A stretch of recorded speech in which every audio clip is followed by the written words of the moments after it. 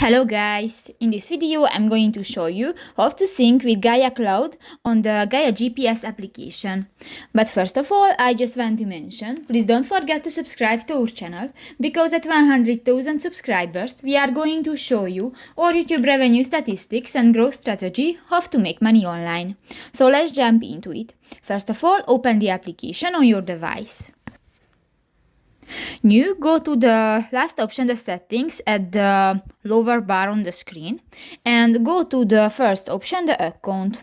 And here you can find in the sync settings section, and go to the first option, the sync with Gaia Cloud. And if you want to enable this function, just click to the next white circle, and if it will be green, this function will be enabled, and done. So that's pretty much it for this video, guys. See you in the next one. Bye bye.